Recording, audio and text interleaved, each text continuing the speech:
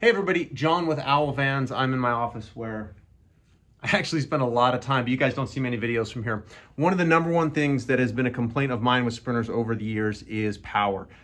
Nobody buys a sprinter to be a sports car, but once you build them out, you put water tanks and oversized wheels and tires, etc. The thing is underpowered, especially going up grades. You ever been like the Grapevine and you're going just a little bit faster than the trucks with their blinkers on, with their hazards on, but not quite fast enough to be in the lane of traffic with all the other normal vehicles? Well, we want to try to solve that today, and this is a Renntech Tuner.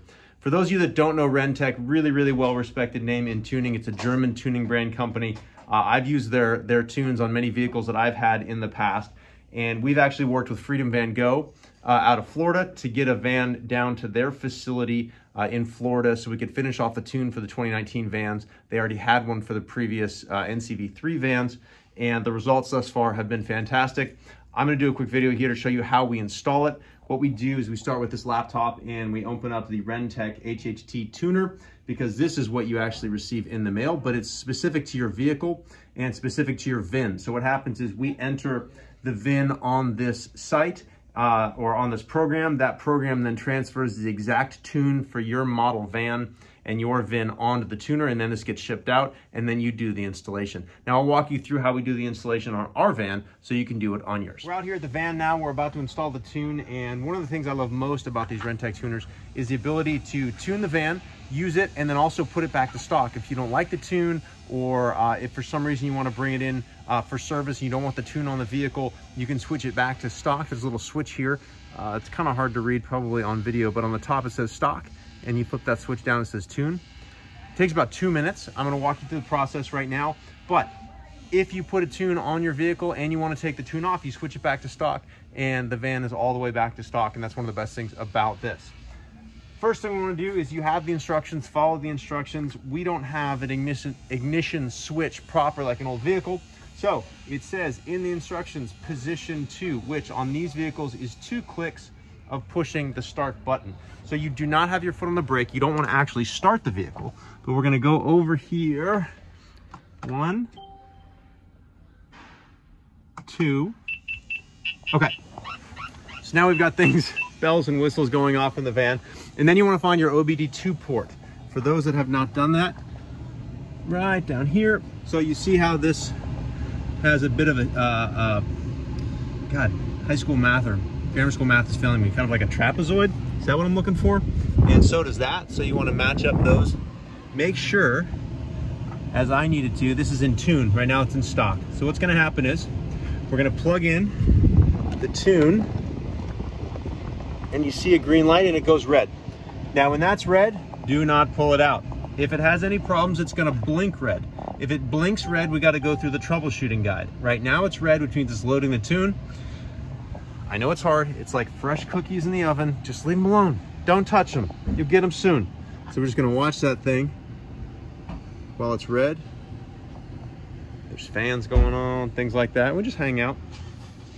While we're waiting, one more thing I want to mention. Now this van's fairly new, has a really good battery, and I'm not worried about the actual engine dying while it's running the fans and the HVAC and all those things. But if you are worried about that, you do not want the power to die to the vehicle, and Renntech actually recommends that you put some sort of charging cable on the vehicle so that you're going to maintain battery power. I didn't do it in this situation, but that is the recommendation. All right, look at that. Green light. All right, so now we have a much more badass sprinter than we had 2 minutes ago. All you do once you have the green light, you pull out the thing and you're good to go. Here we go. Done. All right, keep this. Don't throw it away. You can put your stock tune back on it. Flip it to stock, put the van back to stock if you want. I'm gonna go drive this thing around and let you know if it's any better. All right, my friends, the maiden voyage of the Owl Ultimate Revel with the new Renntech Tune. Here we go. Let's push the start button, foot on brake. It's a good sign. That's just my radar detector chirping away here. Let's turn the fans down so you can hear me better. All right, here we go. So Grant with Freedom Van Go, because they're out of Florida, was able to go down and actually have his van down with Renntech, do all the dyno pulls and everything, and then he drove his van back and said that it was fantastic. Huge difference.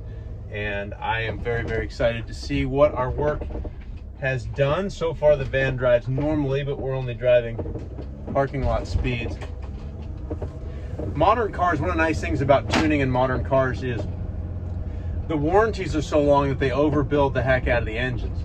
And then because of fuel mileage and the EPA, they're going to smaller and smaller engines with turbos. And once you have a turbo, the nice thing about tuning is it's fairly easy to increase the power of a motor. You increase the boost, which is basically the amount of air that the turbo is packing into an engine. A lot of people are going to know this already, but all a turbo does is add more air to the combustion chamber.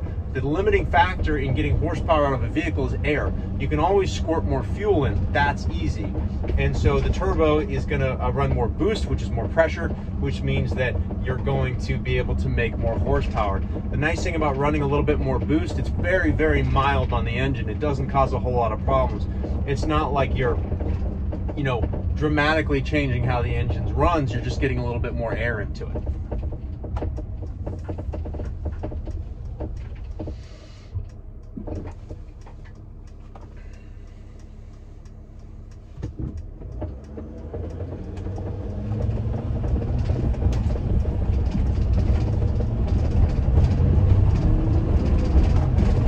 Well, I definitely feel like going up the hill. It's definitely pulling better. I'm kind of noticing it. I don't know if it was just that one start, but you get a little bit less of that hit of power, which is kind of annoying.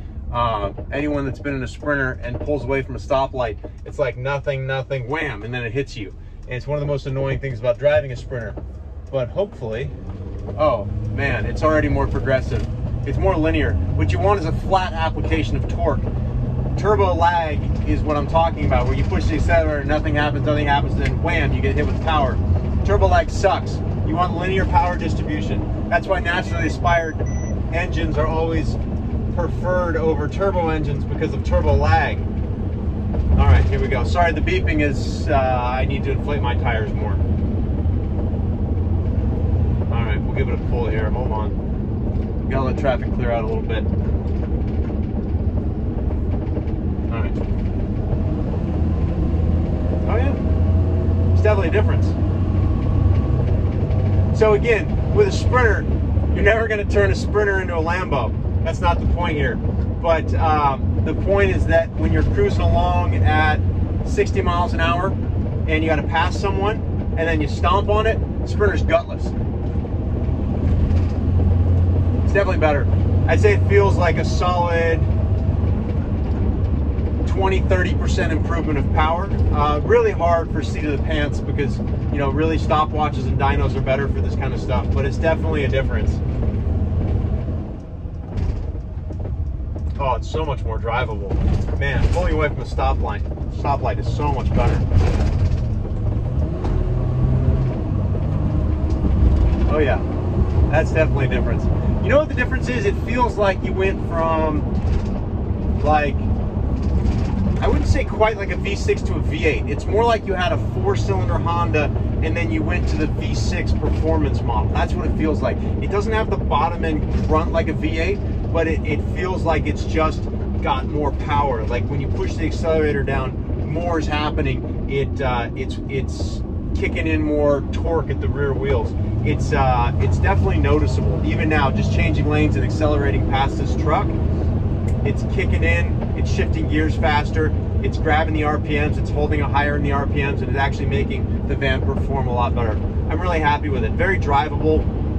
I think if you drove two vans back to back, you'd think that one van was a 4-cylinder motor and one van was the V6, even though, you know, obviously we have the 6-cylinder in this and we've just upgraded it. So it's definitely a difference of like adding 2 cylinders. All right, well, anyway, really happy with that. It definitely performs better. I think where you're really going to see a difference is at altitude, passing on the freeway or going up a grade, whether it's the Grapevine or some hills somewhere else. long grades where you're pulling, you need that extra kick, this is really going to make that difference.